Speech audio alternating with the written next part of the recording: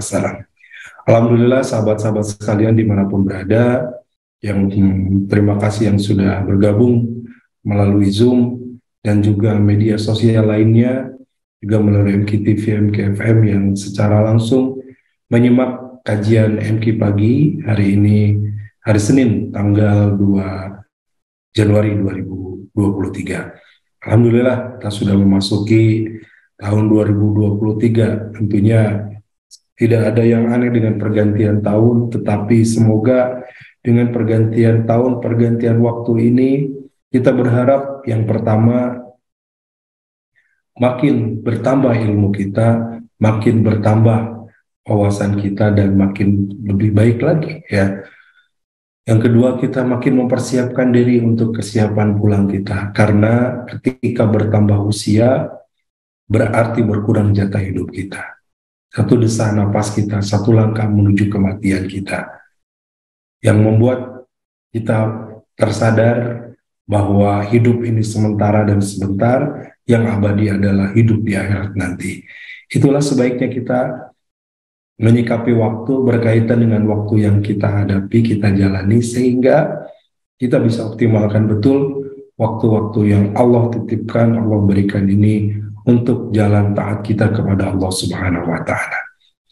Sahabat-sahabat dimanapun berada, hari Senin ini kajian fikih, kita akan melanjutkan kembali kajian fikih kita terkait dengan salat berjamaah ya. Mungkin sudah di-share di medsos oleh teman-teman dari MK Digital. Kita masih membahas tentang sholat berjamaah karena banyak kaitannya tentang sholat berjamaah ini, dan saya akan bahas secara detail atau secara sedikit demi sedikit agar kemudian bisa lebih kita pahami secara detail juga, begitu ya.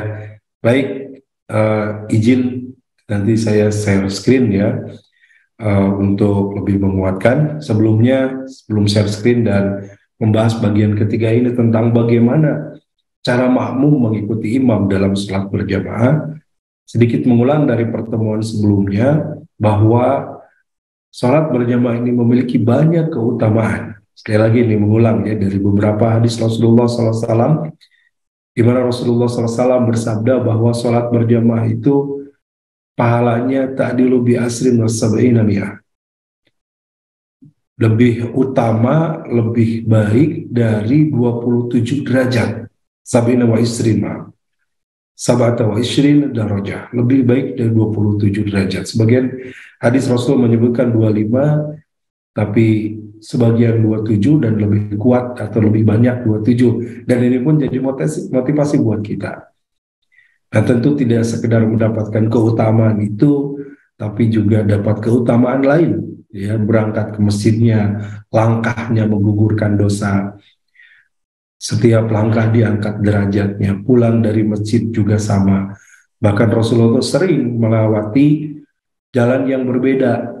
Ya, kalau ke masjid jalan satu arah dari sebelah kanan, nanti pulang dari sebelah kiri. Supaya apa? Dapat keutamaan yang ketiga juga, bisa silaturahmi. Selain di masjidnya silaturahmi, ketemu saudara yang lain, ketemu kaum muslimin yang lain, pulang juga bisa silaturahmi, menyapa di perjalanan dengan saudara kita yang lain.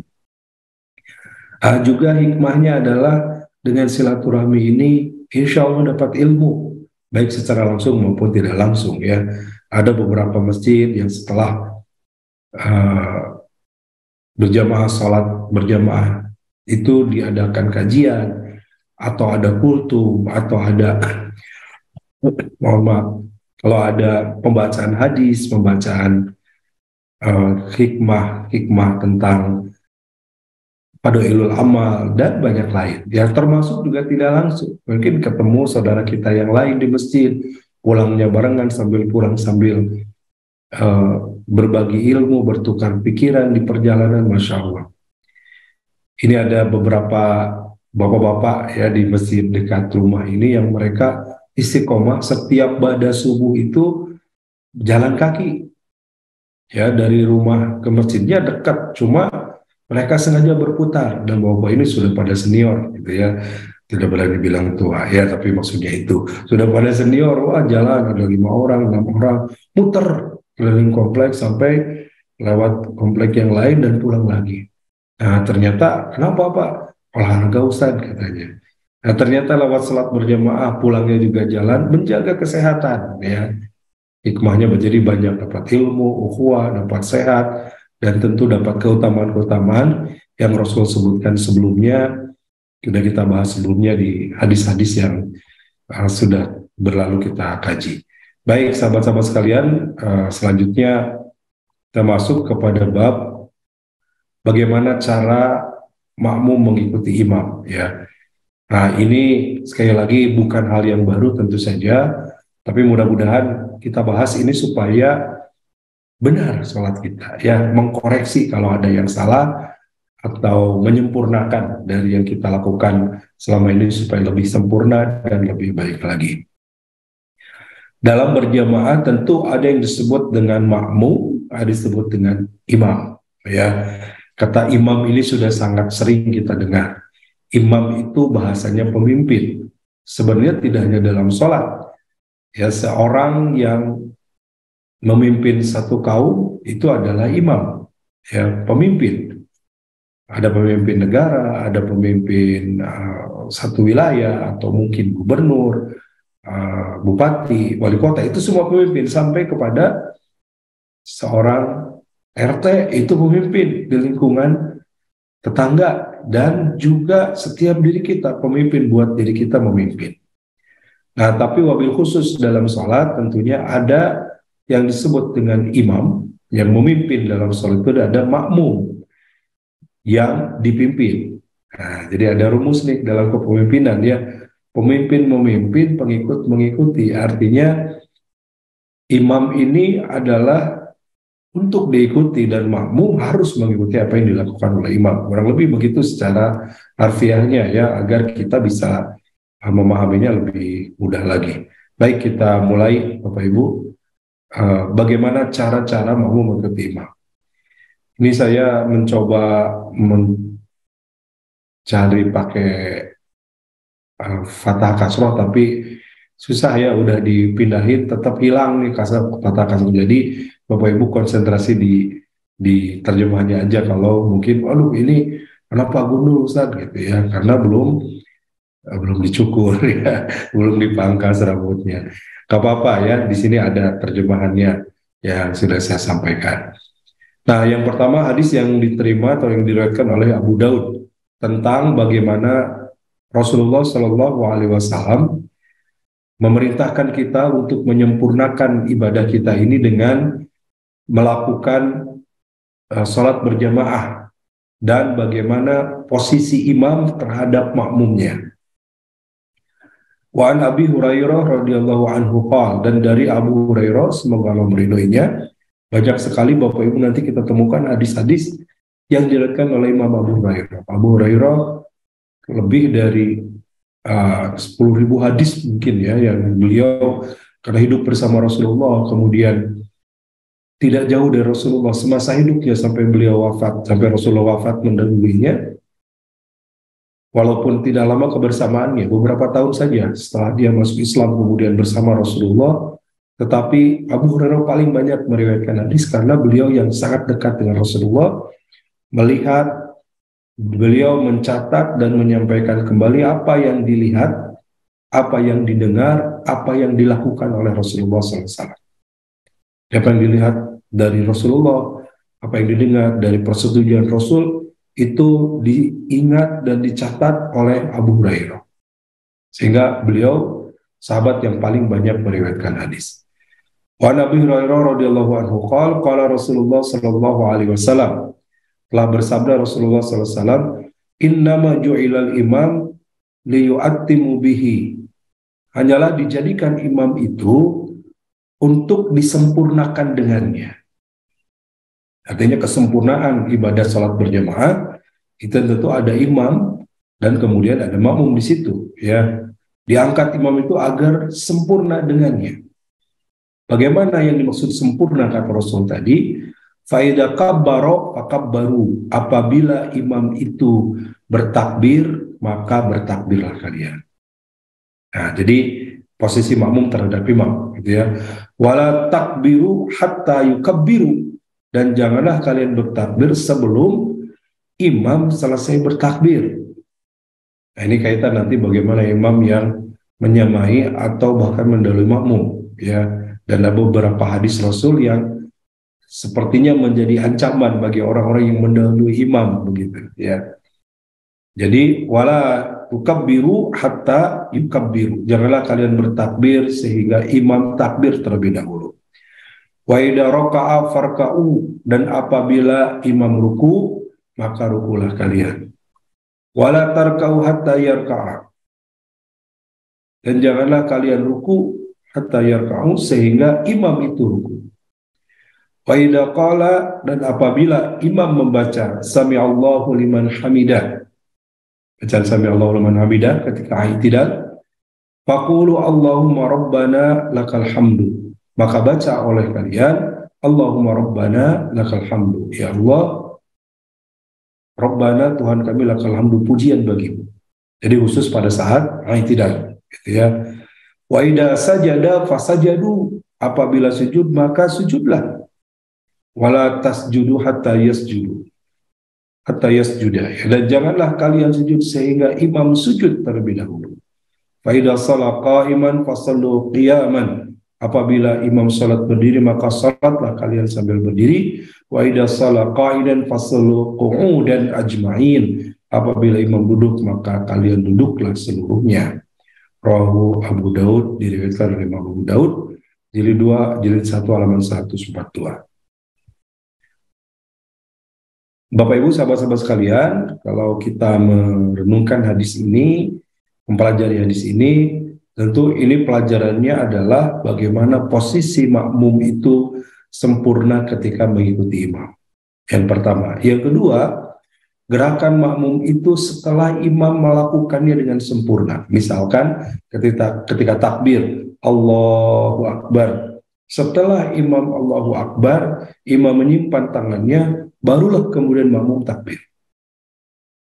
Demikian pula, ya, wala fa idza raka'a farka'u, apabila imam ruku maka rukulah, wala tarka hatta yarka.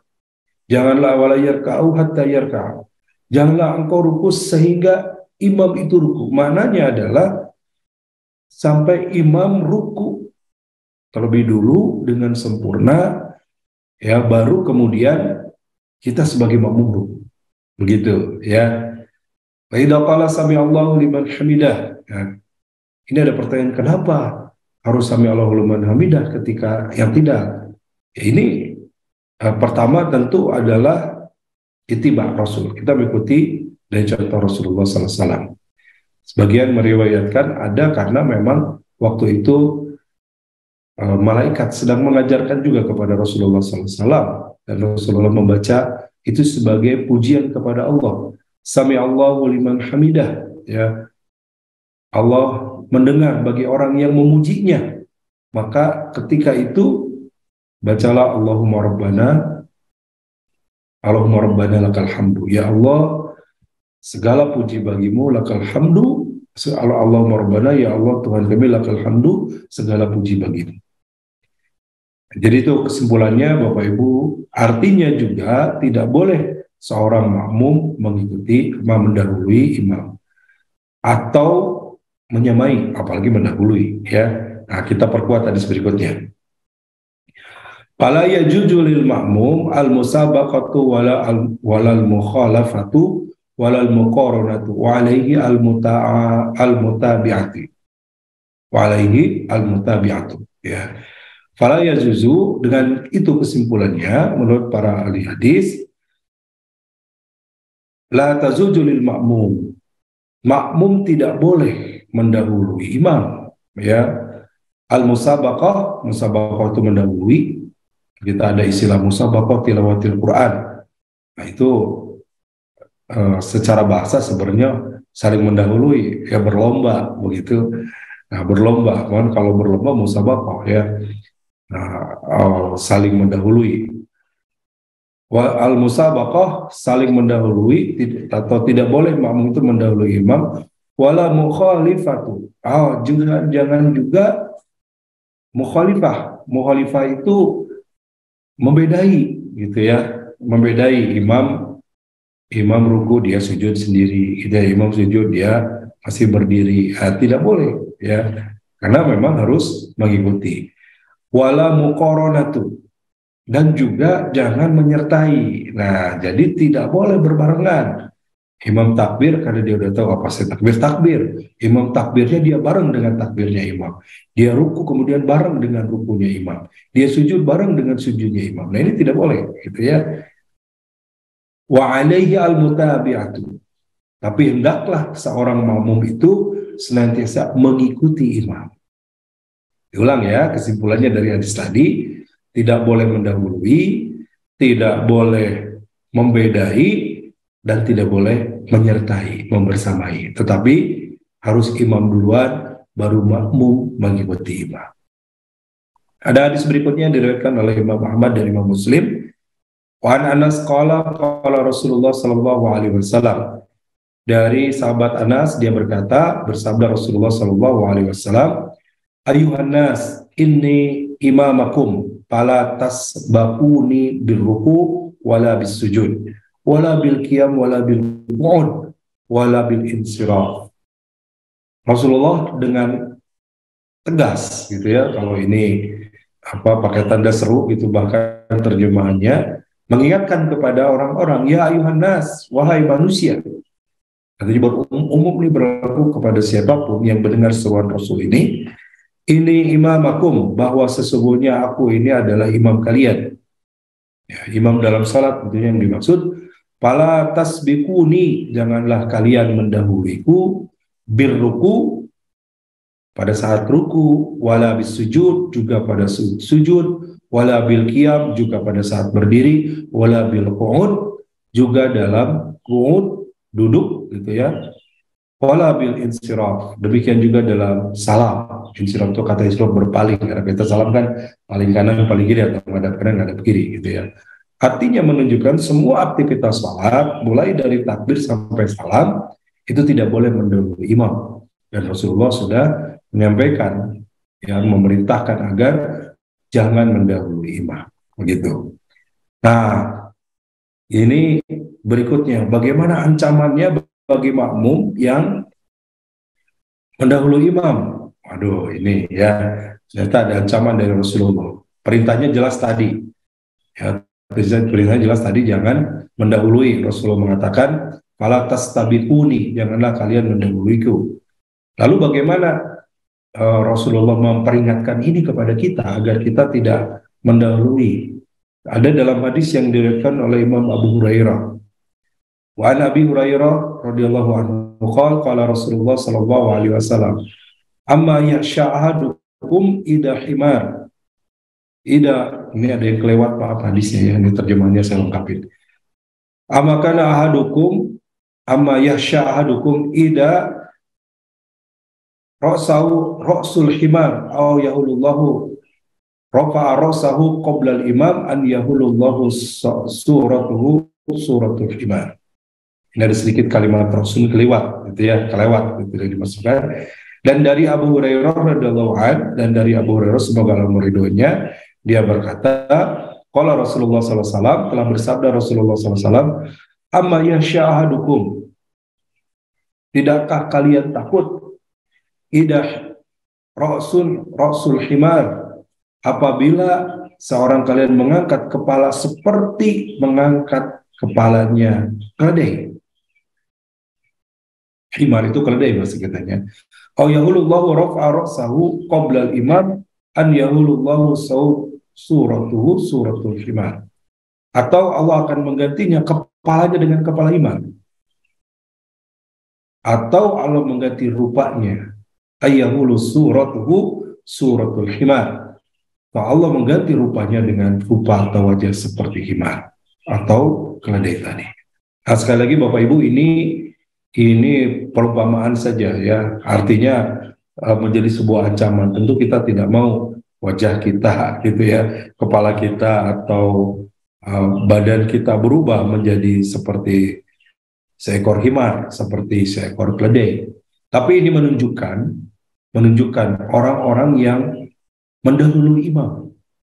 Itu ya, Rasul diancam nanti kepalanya akan bangkit seperti kepala keledai, wajahnya akan seperti wajah keledai. Gitu. Ini di akhirat nanti bisa jadi demikian ya. Kalau di dunia tentu saja tidak terjadi. Tapi banyak perumpamaan yang disampaikan atau gambaran yang disampaikan oleh Rasulullah SAW bahwa nanti di akhirat banyak orang-orang yang berubah mukanya bahkan seperti muka binatang. Ada gambaran dalam hadis seperti kepala babi, ada yang dalam hadis seperti kepala keledai, ya, ada yang seperti kepala kuda dan seterusnya. Ini menunjukkan bahwa ada penguatan atau peringatan bagi kita sebagai umatnya agar sangat hati-hati dalam kehidupan ini. Termasuk di dalam sholat, ya, karena ada yang sholatnya sangat cepat sampai mendahului imam karena rusuh ya cepat-cepat begitu, belum angkat belum maka larangannya kembali kepada hadis yang tadi. Begitu Bapak Ibu terkait dengan sholat berjamaah, bahwa fungsi imam adalah sebagai pemimpin, sebagai ikutan, maka makmum adalah mengikuti. Maka makmum mengikuti apa yang dilakukan oleh imam. Selanjutnya, masalah 2 kali sholat. Maksudnya seperti apa? Gitu ya. Dalam berjamaah memungkinkan kita melakukan dua kali sholat dalam kondisi tertentu. Ya, seperti apa? Dalam hadis yang diterima dari Abu Sa'id Al-Khudri radhiyallahu.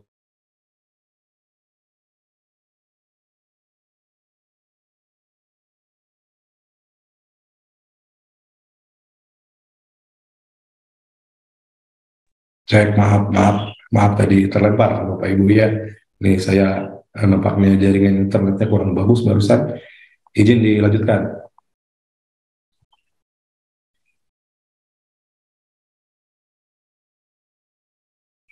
Terkait masalah 2 kali sholat, yang dimaksud di sini adalah bolehkah sudah sholat berjamaah kemudian melakukan sholat berjamaah lagi? Ya, kapan ya? Pada saat kondisi tertentu, misalkan ada orang yang sholat sendiri, lalu kita ingin menemaninya, maka ditemani kemudian sholat lagi setelah dia sholat. Atau misalkan dia sudah sholat, tapi kita ingin dapat pahalanya supaya tetap berjamaah. Saya udah sholat, tapi tadi sholat sendiri nih, ingin berjamaah, sholat lagi. Boleh tidak? Ya, ini ada beberapa hadis yang Rasul sampaikan. Nah, yang pertama, wa Nabi Sa'id Al-Khudri anna Rasulullah sallallahu alaihi wasallam, dari Abu Sa'id Al-Khudri bahwa Rasulullah sallallahu alaihi wasallam absara rajulan salat wahdah, ya. Rasulullah SAW satu ketika melihat ada seorang laki-laki sholat sendiri, rajulan salat wahdah, dia sholat sendiri. Faqala ala rajulun yatasaddaqu ala hada yusalli ma'ahu. Maka Rasulullah SAW bersabda, ala rajulun yatasaddaqu ala hada yusalli ma'ahu. Tidakkah ada seorang yang bersedekah kepadanya kemudian sholat bersamanya? Rawahu Abu Daud, Aunul Ma'bud, diriwayatkan oleh Abu Daud dalam kitab Aunul Ma'bud. Nah, waktu itu asbabun nuzul hadis ini ya, ketika ada seorang yang sholat sendiri dan ada beberapa sahabat yang sudah melakukan sholat, termasuk tentunya di sini Abu Sa'id Al-Khudri yang mendengar ini ya.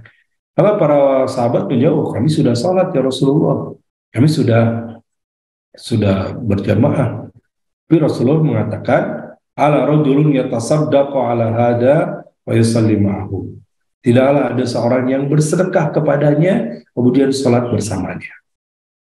Artinya bagi sudah sholat bukan sholat wajibnya, lalu kemudian ada seorang yang sholat sendiri, supaya dia dapat sholat berjamaah, maka yang bisa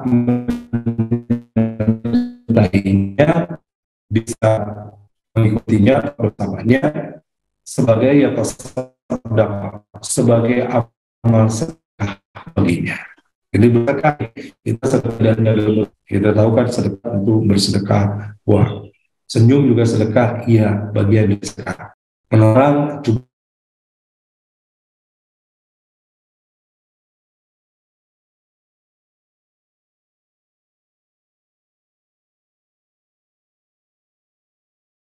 maaf nih yang kedua kalinya terlempar lagi. Tapi ada juga sedekah itu dalam bentuk yang lain ya. Di antaranya kita menemani sholat yang membutuhkan atau yang ingin atau yang akan sholat berjamaah, kita bisa sholat berjamaah dengannya.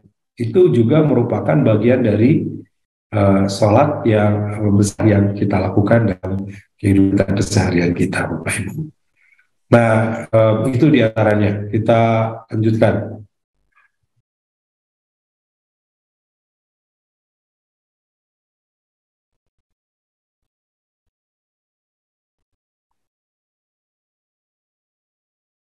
Baik, kemudian ini hadisnya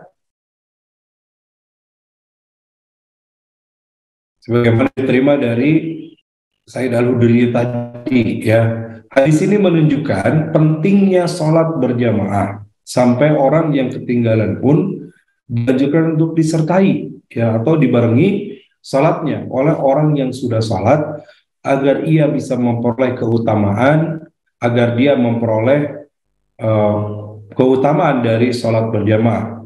Ya, sedangkan ini ada catatan lagi dalam prakteknya bebas. Ia boleh bertindak sebagai makmum atau sebagai imam. Jadi misalkan datang nih, saya tutup dulu sebentar layarnya ya. Datang nih satu orang ke masjid dan dia akan sholat berjamaah, begitu dia akan sholat berjamaah, dia sholat sendiri. Maka yang sudah sholat ini nemenin. Untuk bagi dia jadi pahala sunnah, bagi yang belum sholat, maka dia dapat pahala wajib. Lalu seperti apa posisinya? Boleh saja, sebutlah yang mau sholat ini si A, yang menemaninya si B, boleh saja si A jadi imam, kemudian B jadi makmum, dia sedekah dengan dirinya menjadi makmum, atau bisa sebaliknya, si A-nya yang jadi makmum, B-nya yang jadi imam, tetap jadi sedekah, sedekahnya dia posisi jadi imam, begitu.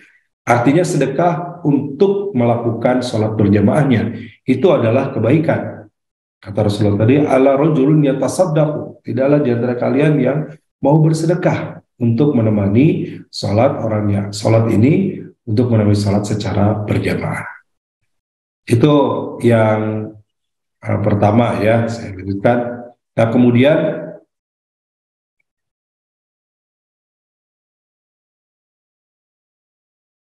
wa an Jabir bin Yazid al-Aswad an abihi annahu salama Rasulullah sallallahu alaihi wasallam wa huwa gulamun syabun.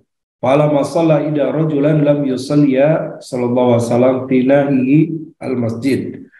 Pada abihima faji abihima tar'adu faraisuhuma.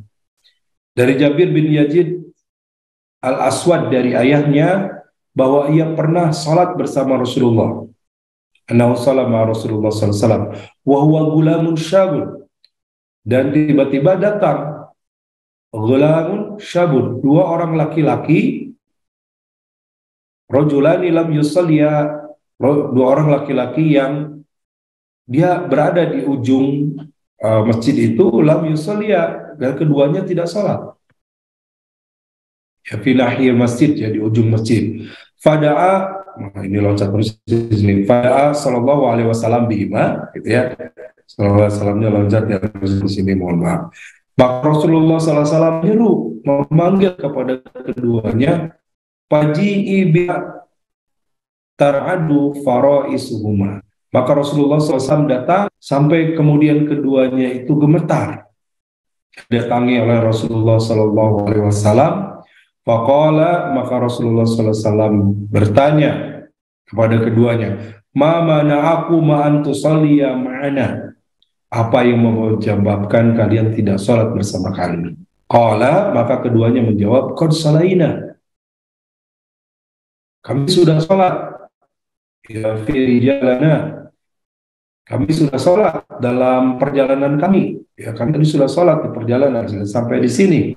Faqala, maka Rasulullah Shallallahu Alaihi Wasallam bersabda, la taf'alu, janganlah kalian berbuat demikian. Idza shala ahadukum fi rihalihi, apabila setelah sholat di antara kalian dalam perjalanannya, summa adrakal imam, lalu mendatangi imam, walam yusalli fal yusalli ma'hu fa innaha lahu nafilatul. Wah, ini loncat juga ya.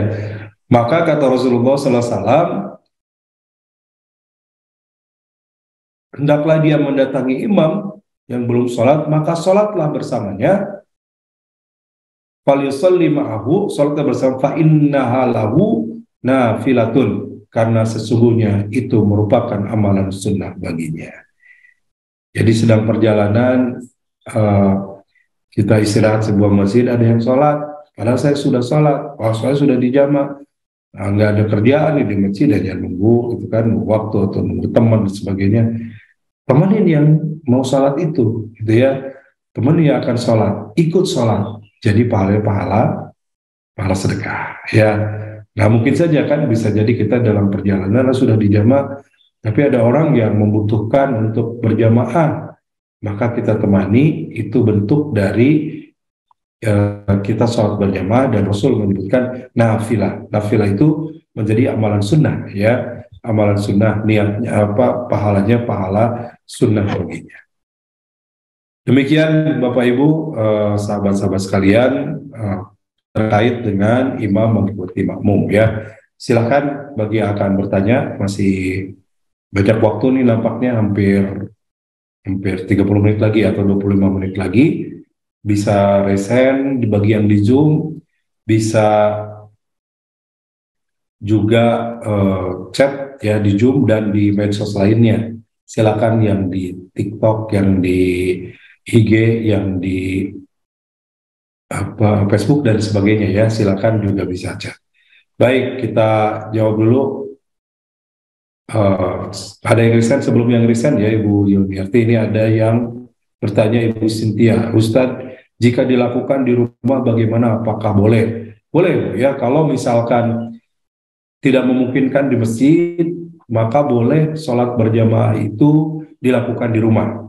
Contoh misalkan ya jauh ke masjidnya, bisa di rumah dengan keluarga. Contoh kalau misalkan hujan lebat, Bapak nggak bisa ke masjid, ya sholat di rumah berjamaah. Insya Allah dapat pahala berjamaahnya juga. Itu ya Bu, termasuk ibu-ibu ya. Kalau misalkan ibu-ibu kan sebagian besar mungkin agak sulit untuk ke masjid dengan berbagai kondisi. Dan memang Rasul menyatakan bahwa keutamaan sholat wanita itu di rumah. Maka ibu di rumah sholat berjamaah saja dengan anak-anak di rumah, ya. Nah, dengan anak perempuannya biasakan sholat berjamaah agar dapat pahala sholat berjamaahnya, ya. Dan di rumah tentunya bagi ibu-ibu itu lebih baik. Begitu Bu ya. Jadi dilakukan di rumah, silakan lakukan berjamaah. Oh, termasuk misalkan bisa saja ini kasusnya, Bapak pulang dari masjid, Pak, udah berjamaah, sampai ke rumah ibu belum sholat dan mau sholat, boleh Bapak mengimami sholat kepada ibu, dan Bapak dapat pahala sunnah, walaupun sudah sholat wajib kan, sholat wajibnya sudah, gugur kewajibannya sudah untuk sholat wajibnya, tapi dapat lagi pahala sunnah karena Bapak menjadi imam di rumah untuk mengimami ibu. Begitu Ibu Cynthia dari Kelapa Gading. Silakan Ibu Yuniarti, sudah raise hand. Maka mulai di unmute dan singkat padat jelas pertanyaannya. Maka Bu. Ya, Assalamualaikum warahmatullahi wabarakatuh, Pak Ustadz. Saya izin bertanya, Pak Ustadz, dalam sholat berjamaah ini, misalnya kita ke masjid nih, Pak Ustadz, ya. Ada seorang imam bacaan Al-Fatihahnya itu masih kurang baik ya, terutama misalnya di ayat-ayat 2 yang terakhir itu, Pak Ustadz. Ya. Itu kita itu mesti bagaimana ya Pak Ustadz? Yang kedua saya ingin bertanya, misalnya kita ingin sholat jamaah, tetapi bapak saya misalnya ke masjid ya, tapi udah pulang ke masjid terus sholat terus membaca Quran, kan kita nggak mungkin Pak Ustadz sedang membaca Quran harus mengimami seorang istri atau keluarga itu harus gimana ya Pak Ustadz? Baik. Ya, terima kasih Bu. Bagus pertanyaannya ya. Ya, ya, nampaknya terputus ya. Baik, Ibu pertanyaannya bisa dipahami ya. Satu terkait dengan imam yang bacaannya kurang fasih, kurang baik. Ya, nanti sebenarnya pertemuan berikutnya tentang bagaimana syarat-syarat imam, kemudian bolehkah imamnya perempuan, imamnya laki-laki, bolehkah imamnya anak kecil, bolehkah orang buta jadi imam. Nanti ada beberapa hadis yang berkenaan ini kita bahas insya Allah pekan depan atau pekan berikutnya Bu ya.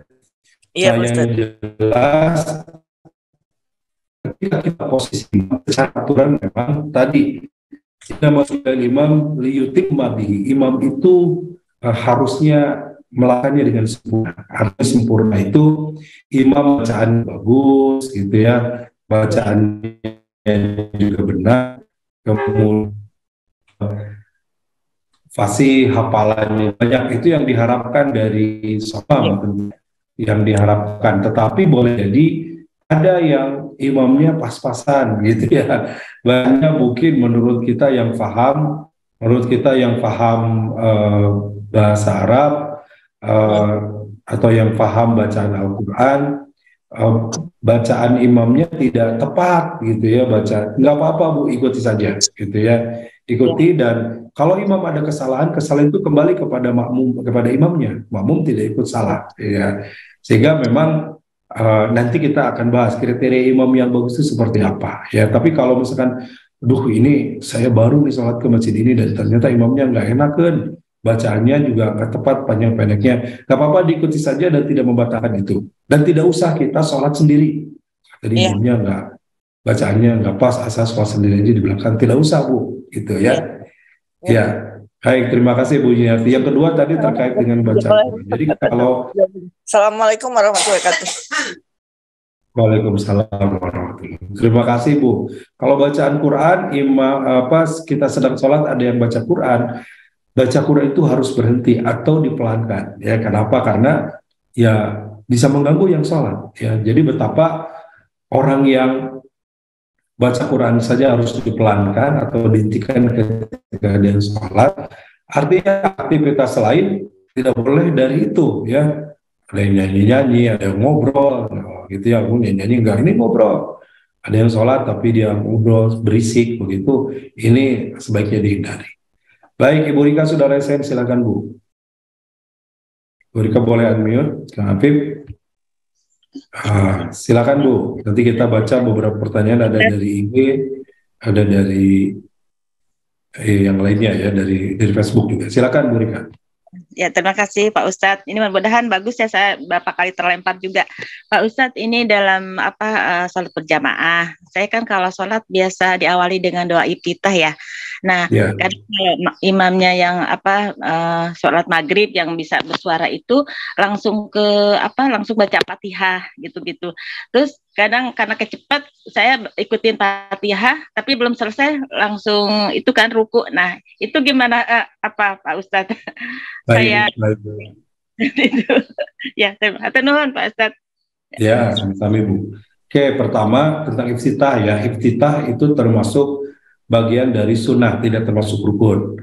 Dibaca tentu lebih baik karena memang disunahkan, dicontohkan oleh Rasulullah, maka sebaiknya baca iftitah. Tapi kalau enggak, ada imam yang langsung baca Fatihah tanpa iftitah, khususnya mungkin biasanya Bu di sholat-sholat sunnah ya, taraweh misalnya, Allahu Akbar langsung Bismillahirrahmanirrahim dan seterusnya. Maka tidak apa-apa, tidak mengurangi kesempurnaan sholat berjamaah, karena iftitah hukumnya sunnah saja. Tentu yang namanya sunnah itu bukan berarti ditinggalkan tidak apa-apa. Memang tidak apa-apa, tidak dilakukan karena ketika membaca kita mendapatkan kerugian ya. Kerugiannya apa? Tidak dapat pahala, kebaikan di situ ya. Yang pertama. Kemudian bagaimana kalau imamnya agak cepat, kita belum selesai, imam sudah ruku, imam sudah aktivitas berikutnya. Tugas momok dalam mengikuti imam. Mungkin kita belum selesai, nggak apa-apa, diikuti saja, itu Bu ya. diikuti apa yang dilakukan oleh imam tersebut. Ya, tugas kita mengikutinya. Itu walaupun kita belum selesai. Kalimat kata Rasulullah tadi, idza raka'a farka'u. Apabila imam ruku, maka rukulah. Ya, wala mukhalifatu.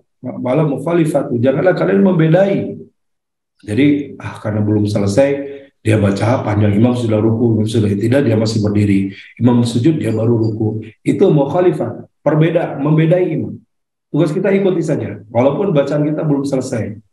Ya, kita baru baca, misalkan di sholat-sholat yang sil, ya, sholat duhur. Kita baru selesai Fatihah, belum baca surat, atau baca surat, kita baca baru wallahu ahad. Belum selesai, imam sudah ruku, ya sudah ruku saja. Gak apa-apa, bacaan surat kita cuma 1 ayat saja. Sisanya kita mengikuti imam. Begitu, Bu. Ya. Idza adraka ruku faqad adraka shalah. Rasul bersabda, siapa yang mendapati ruku maka dia mendapati salat. Yang dimaksud adalah mendapati rakaat tersebut. Jadi ketika imam sudah baca iftitah, baca Fatihah, baca surat, kita datang, imam sudah baca surat, kita nggak kebagian Fatihah kita sudah dijamin oleh imam. Ya, kita dapat ruku, maka kita dapat salat berjamaahnya, dapat rakaat tersebut. Nah, begitu Ibu Rika, ya. Saya lanjutkan dulu sebelum nanti ke Zoom lagi. Atur nuhun Pak Ustadz. Ya, sami-sami. Dari Cahya SJ, ini nggak tahu nih di apa nih, ya, di IG atau di Facebook. Apakah memberitahu imam saat ruku sujud lama dengan berdehem itu membatalkan berjamaah atau membatalkan sholat? Padahal imam tidak salah, tapi makmum yang belum tahu. Ya, ini ada ya beberapa makmum karena imamnya kepanjangan, gitu ya, kode supaya imam cepat ruku atau cepat sujud atau sujudnya kelamaan. Nah, pertama, sholat ini sangat ditentukan, tidak boleh ada bacaan gerakan di luar sholat. Tuh ya. Bagaimana memberitahu imam kalau imam salah dan lupa? Ada fikihnya, ada ketentuannya. Bagaimana? Ya, Rasul mencontohkan bagi laki-laki bagi laki-laki membaca subhanallah, bagi wanita bertepuk tangan. Ya, bertepuk tangan seperti ini. Bagi laki-laki membaca subhanallah. Itu artinya tidak boleh ada bacaan lain, gerakan lain di luar sholat. Nah, pertanyaannya apakah dehem ini membatalkan sholat atau tidak? Ya, setidaknya kalaupun tidak membatalkan, ini membuat tidak sempurna sholatnya. Ya, apalagi ada yang, mohon maaf, imamnya kelamaan, jadi makmum itu marah-marah, ya, dehem semua, dehem semua, itu suatu masjid, gitu ya. Nah, jadi imam itu untuk diikuti. Kalau lama imamnya ikuti lama itu. Bisa nggak kuat berdiri lama, gitu ya, karena imamnya selalu panjang. Duduk kalau nggak kuat berdiri boleh, ya. Nah, itu ada rukhsah juga di situ. Begitu ya. Jadi imam betul tidak salah, ya. Mungkin makmum belum tahu saja. Apakah tidak membatalkan? Dehem itu sebenarnya tidak membatalkan, ya, karena bukan melakukan bacaan, tetapi jadi membuat tidak sempurna. Sudah tidak usah didehem, ya. Selama-lamanya sujud, makin lama kan makin baik, baca doa saja kita. Boleh, ya. Bagaimana dengan makmum masbuk dari Anita Diasofa? Bagaimana dengan makmum masbuk? Bagaimana cara mengikuti imam? Masbuk itu dari kata sabakoh. Ya, sabakoh tadi sama dengan istilah al-musabakoh. Ya, musabakoh itu mendahului, jangan sampai mendahului. Kalau masbuk adalah orang yang menyusul, gitu ya. Orang yang mengikuti yang lebih dulu. Ini si A, maka si B ikut di belakangnya, namanya masbuk. Ya, bagaimana untuk masbuk? Bagi sholat sendiri, kemudian ada yang masbuk, kemudian ikut dengan dia, maka dia dapat pahala berjamaah. Itu yang pertama. Yang kedua, bagaimana caranya? Boleh, ya, untuk memberitahu bahwa dia akan jadi imam posisinya yang sholat sendiri, kemudian kita datang berikan untuk jadi makmum, tepuk pundaknya. Tepuk, ya, tentu ditepuk untuk menandakan bahwa kita bermakmum padanya. Dan tentu ditepuk dengan sekadarnya, gitu. Ditepuknya gitu ya, langsung imamnya kesakitan atau sampai pingsan, tentu tidak demikian, ya. Ditepuk pertanda kita bermakmum kepadanya. Itu biasanya bagi orang yang sholat sendiri, kemudian ada yang bermakmum mengikutinya, gitu, ya. Mbak Anita. Kemudian satu lagi sebelum yang resign, ada resign Ibu Paramita dan Ibu Wiwi ya. Azalia Afif. Ini Kang Afif, bukan Azalia Afif ya. Kalau imam sedang membaca bacaan sholat, kita ikut baca atau dia mendengarkan imam. Nah, ini juga penting dalam sholat berjamaah ya. Sebenarnya nanti kita coba bahas detail juga ya tentang hal ini karena beberapa hadis. Tapi ini sebagai menjawab dari pertanyaan Azali Afif tadi. Sebaiknya posisi imam makmum tadi mengikuti imam. Kalau tadi faida roka'a farka'u, faida sajada fasajadu, apabila imam membaca Al-Quran, membaca Fatihah, membaca surat, maka makmum pun mengikuti. Ya, bacaannya imam baca Fatihah, maka makmum ikut membaca Fatihah. Tentu dalam hatinya. Ya, ketika imam membaca, tentunya pertanyaan ini adalah ketika sholat zahar. Kalau sholat sir tidak dikeraskan, tentu baca ya. Imam baca Fatihah, makmum baca Fatihah, imam baca surat, makmum baca surat. Boleh jadi surat makmum dengan imam berbeda, ya tidak masalah karena sir bacaannya secara rahasia, secara pelan tidak terdengar. Dan itu di sholat duhur dan asar diantaranya. Nah, tetapi kalau imam jahar, sholat maghrib, isya, subuh, apa yang dilakukan makmum? Makmum mendengarkan bacaan imam itu, didengarkan, ya, dan ikut baca dalam hati. Dalilnya salah satunya dalam Al-Quran ya, faidah quri Al-Quran pastami'u lahu wa ansitu. Apabila Quran dibacakan, dengarkan, ikuti, hayati, begitu. Ya ikuti, pastami'u lahu wa ansitu. Ya dengarkan dan diikuti. Demikian pun ketika baca surat. Nah ini memang nanti terjadi perbedaan ketika imam baca surat, apakah makmum baca Fatihah atau mendengarkan. Ada dua pendapat memang. Oh baca Fatihah. Kenapa baca Fatihah? Karena Fatihah itu wajib dalam sholat. Sehingga kalau makmum belum baca Fatihah, dia baca Fatihah. Itu pendapat pertama. Pendapat kedua, tidak. Karena sudah bacaan Fatihah imam. Ketika imam baca Fatihah, makmum pun baca Fatihah dalam hati. Maka sudah baca. Ketika makmum baca surat, maka imam baca surat, makmum pun ikut baca surat. Nah, kalau saya mohon maaf tanpa mengurangi saromat yang berbeda, saya ikut yang kedua, gitu ya.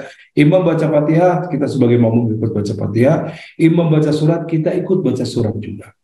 Oh, tapi Ustadz, bacaan suratnya nggak hafal. Oh, imamnya baca surat yang panjang-panjang di juz-juz yang panjang dan saya nggak hafal.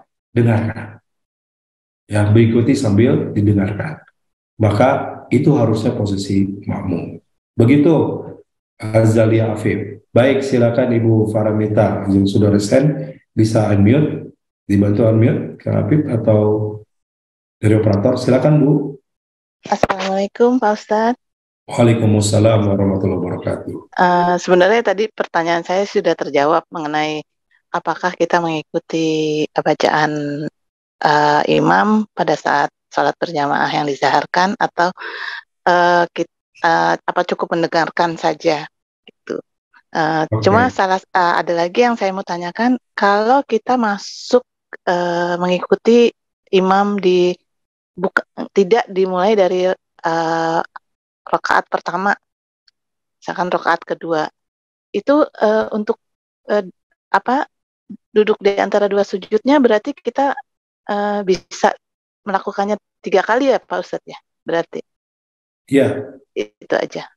Baik, ya baik Bu. Ya. Pertanyaan yang pertama udah kejawab ya. Yang kedua, ya. Kalau masbuk bagaimana? Jadi sekali lagi, posisi masbuk itu mengikuti posisi apa yang dilakukan oleh imam. Begitu Bu ya. Ketika imam sujud, kita sujud, imam ruku, kita ruku. Kita datang, imam sedang berdiri, kita ikut berdiri. Atau kita datang, imam sedang, misalkan kita udah ketinggalan nih, imam sedang duduk antara dua sujud. Kita datang takbiratul ihram langsung duduk antara dua sujud. Atau kita datang imam sudah rakaat kedua, sudah tahiyat awal, maka kita pun duduk langsung tahiyat awal. Kita datang imam sedang ruku, maka kita takbiratul ihram langsung ikut ruku. Nah begitu, itu Bu ya. Apa yang dilakukan? Nah tinggal kita sempurnakan sisanya. Kalau ketinggalan 1 rakaat, maka tambah 1 rakaat. Kalau ketinggalan 2 rakaat, tambah 2 rakaat. Kalau ketinggalan hanya 3 rakaat, ya tambah 3 rakaat, begitu ya. Begitu Bu. Nah, lalu bagaimana kalau sebutlah sholat maghrib. Sholat maghrib itu kan 3 rakaat ya. Rakaat pertama tidak ada tahiyat, rakaat kedua ada tahiyat awal, rakaat ketiga tahiyat akhir. Ketinggalan 1 rakaat, maka seluruh rakaatnya pasti ada tahiyatnya. Ya, rakaat pertama kita tahiyat awal ikut imam. Rakaat kedua kita tahiyat awal, tahiyat akhir ikut imam, tapi kita belum sampai baca tahiyat akhir. Nanti kita tambah 1 rakaat lagi baru tahiyat akhir. Nah betul, jadi 3 kali tahiyat Bu, dan tahiyat awalnya jadi 2 kali. Terakhir tahiyat akhir kita nambah tahiyat awal 2 kali, kita dalam rangka mengikuti imam. Jadi demikian. Ya. Berarti tahiyat awalnya 2 kali ya, Pak Ustadz, kali. walaupun imamnya sudah melakukan tahiyat akhir ya, Pak Ustadz. Betul. Ya, tapi ya, buat ibu tahiyat awal karena ibu kurang 1 rakaat lagi, walaupun imam tahiyat akhir. Gerakannya bagaimana? Kan duduknya beda ya, tahiyat awal dengan tahiyat akhir. Betul. Nah, ibu tetap duduk tahiyat akhir seperti mengikuti imam. Walaupun bacaan tahiyat awal dan tahiyat akhir itu bedanya, kalau tahiyat awal itu sampai salawat, kalau tahiyat akhir ada doa setelah salawat, ya. Ada doa Allahumma ini yang bika min adzabi jahannam dan seterusnya. Nah, kalau tahiyat awal tidak sampai selesai salawat saja. Nah, nanti tahiyat akhir baru tambah doa itu.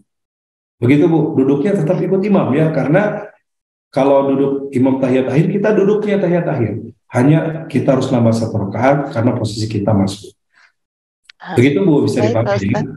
Iya, terima kasih Pak Ustadz. Assalamualaikum warahmatullahi wabarakatuh. Waalaikumsalam. Ibu Wiwi Nuraini, silakan. Boleh unmute Bu. Sudah resen Bu Wiwi? Iya. Ya, silakan Bu. Terima kasih. Assalamualaikum Ustadz. Waalaikumsalam warahmatullahi wabarakatuh. Pertanyaan saya sebenarnya sama dengan Ibu Paramita. Cuman begini Ustadz, saya pernah melihat ada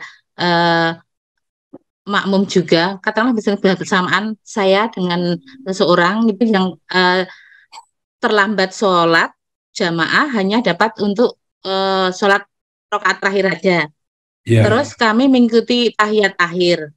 Kemudian kalau saya lanjut berdiri, habis berdiri saya sholat, saya tahiyat awal karena ya menurut saya kan setelah 2 rakaat kan tahiyat awal, begitu seterusnya sampai akhir. Tapi yang sebelah saya katakanlah seperti itu, yang sebelah saya itu setelah dia ikut tahiyat akhir dengan imam, dia tetap langsung berdiri sampai selesai rakaat keempat, baru dia tahiyat akhir, begitu.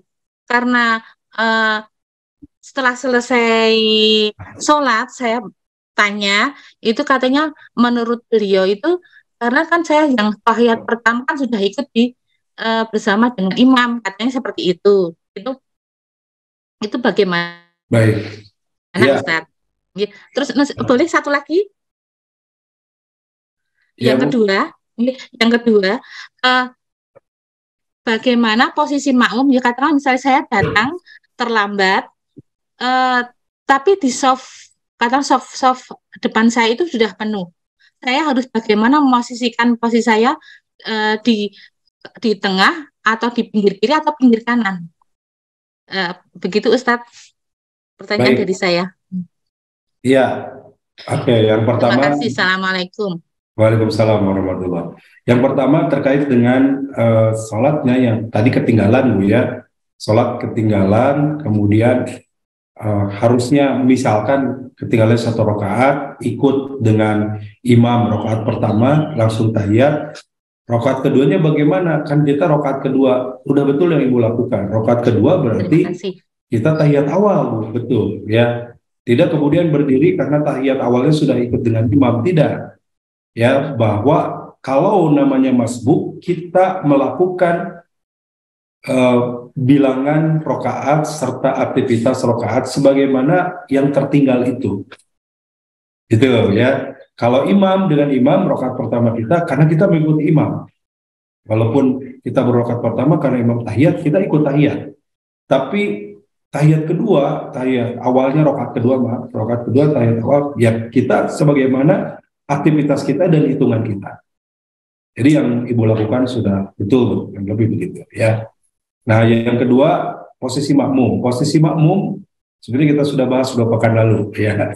Jadi kalau makmumnya berdua, Bu, para makmum berdua, pendapat Imam Syafi'i yang makmum kedua itu sejajar lebih belakang sedikit. Pendapat Syafi'iyah ya, pendapat Imam Syafi'i. Tapi para ulama lain, mazhab Hanafi, Hambali, Maliki, dan yang tadi juga Ibnu Taimiyah mengatakan sejajar. Kalau makmumnya 1 orang ya, imam dan makmumnya sejajar berdirinya. Kalau makmumnya 2 orang, maka imam berada di depan, makmum di belakang. Demikian pun lebih dari 2. Imam di depan, kemudian makmum di belakang. Itu pun berlaku bagi wanita.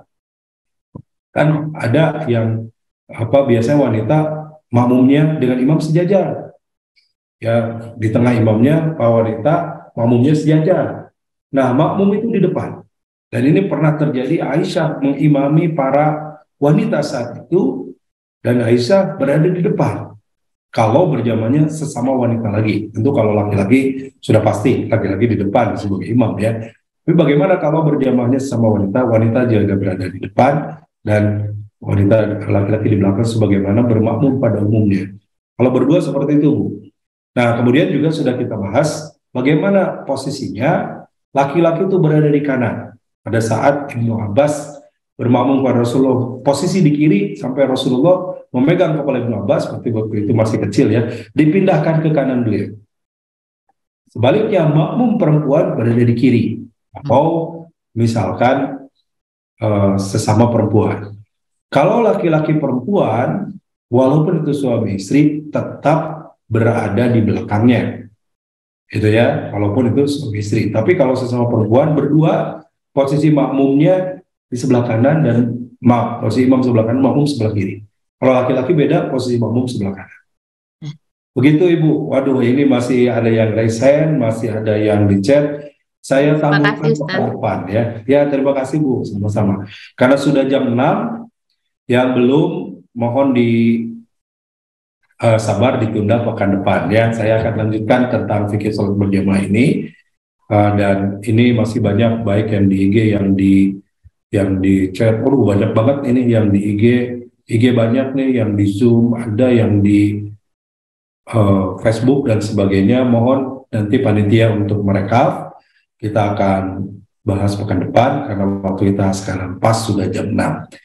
Terima kasih yang sudah ber-raise hand juga, Ibu Dede Solihah, Kang Zaki Okta. Pekan depan ya, silakan pertanyaannya disimpan dulu. Pekan depan kita bahas kembali. Terima kasih dan mohon maaf. Aqulu qouli hadza wa astaghfirullah li wa lakum. Assalamualaikum warahmatullahi wabarakatuh. Waalaikumsalam warahmatullahi wabarakatuh. Ya, yang di Zoom kalau masih penasaran boleh.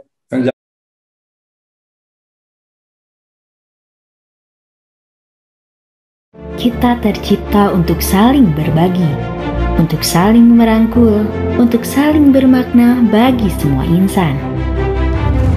Dengan bisa sekolah, kita bisa berbagi kebaikan dengan mewujudkan harapan mereka untuk terus melanjutkan pendidikan.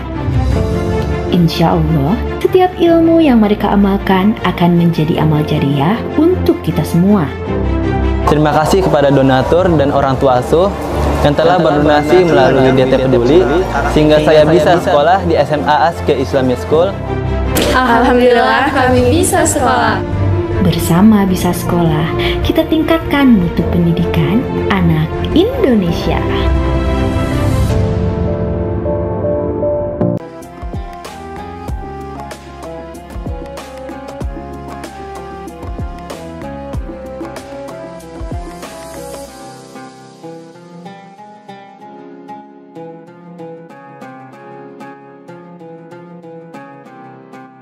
Jangan lupa, saya bilang sekalian, terus berlangganan di Darut Tauhid Official.